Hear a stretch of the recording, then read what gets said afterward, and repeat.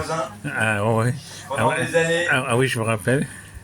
Et donc, les émotions que je le voyais tous les matins, où tu vas? Je vais au collège. Mais quel collège? Je ne savais pas. Un jour, il m'a expliqué.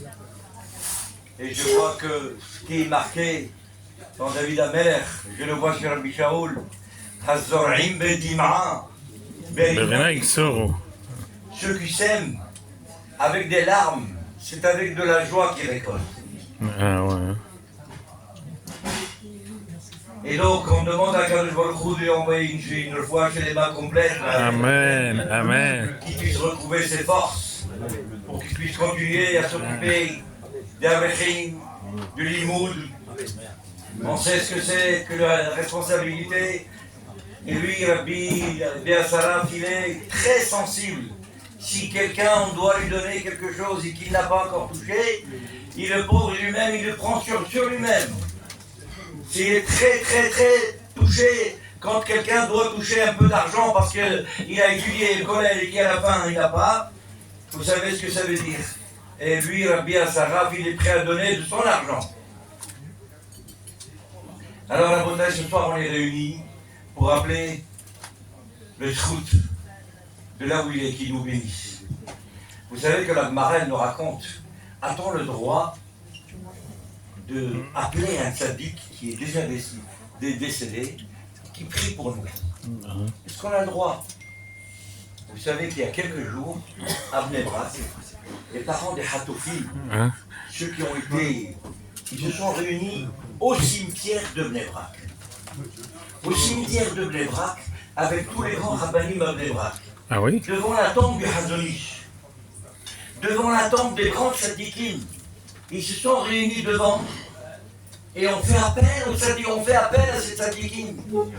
Le soir, tard, à qui on demande interpréter, demander, parler à Dieu, parler à Kadosh Baruch Hu, qu'on puisse éteindre ce harona, éteindre cette colère, éteindre ce inyan de Ahavat, Sinat Hinam,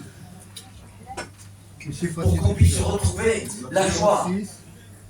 On a le droit, dans ces conditions, le répète également le Hafez Haïm, dans le cadre, on a le droit de faire appel aux tzaddikim dans un cimetière pour leur demander.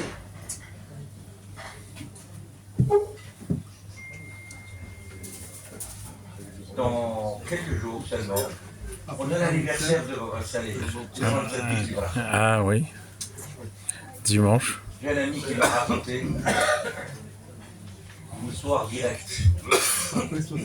Il est allé le voir. Il est allé le voir avec ses parents. Quel est le problème? On a perdu notre frère. Notre frère est égaré. Ça fait quelques jours, on ne le voit plus, on ne sait pas où il est.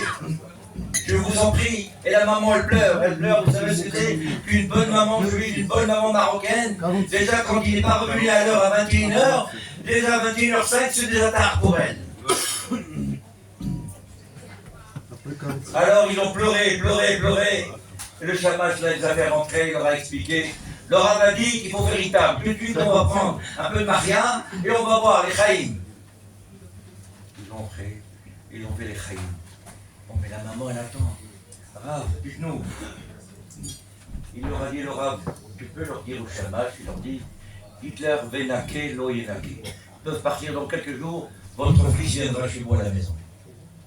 Dites ça à une maman, il faut qu'elle a perdu son fils pendant quelques jours et qu'elle ne le voit plus, mais elle danse de joie. Elle arrive à la maison, elle est heureuse. Elle se met à pleurer de joie. Et ils attendent devant la porte. Est-ce qu'il y a quelqu'un qui va taper à la porte? Un jour, 2 jours, 3 jours. C'est fini, il commence à perdre la patience. Le mari lui dit, qu'est-ce qu'il y a? Ashkei, le tzaddik, il faut avoir confiance au tzaddik. Quelques jours après, on tape à la porte, c'est le fils qui rentre. Première chose, il va prendre sa douche, il se réveille, etc. Et ils vont faire Shu'lat Hudaya. Ils vont chez le tzaddik. Et ils vont chez le tzaddik.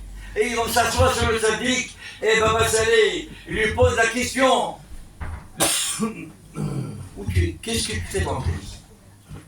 Qu'est-ce que tu fais de spécial pour que l'intervention d'Akadosh Baruch Hu, de leur fermer les yeux, et de te laisser partir ceux qui t'ont pris, c'est que tu dois faire quelque chose de particulier. Dis-nous la vérité. Il a dit, j'ai l'habitude de nettoyer la synagogue. La synagogue, avant Shabbat, vendredi, je fais de la nettoie. Alors, là, ils se sont rappelés ce que Baba Saleh leur a dit. Vénaké, l'eau Oui, l'accueil. Celui qui est vénaké, celui qui nettoie les synagogues, l'eau il n'aura rien du tout. Vous pouvez rentrer chez vous, il viendra vous voir. Hein?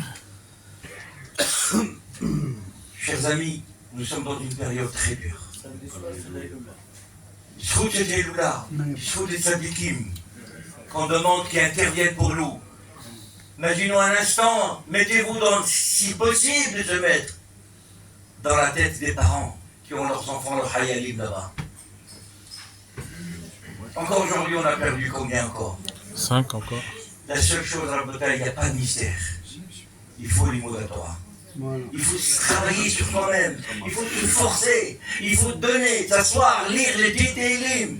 Tu as lu les Télim, à travers les Télim. David Ameler va être là. Il va t'aider. T'inquiète pas, combien d'histoires on a vu avec David Ameler? Là aussi, Rabotai.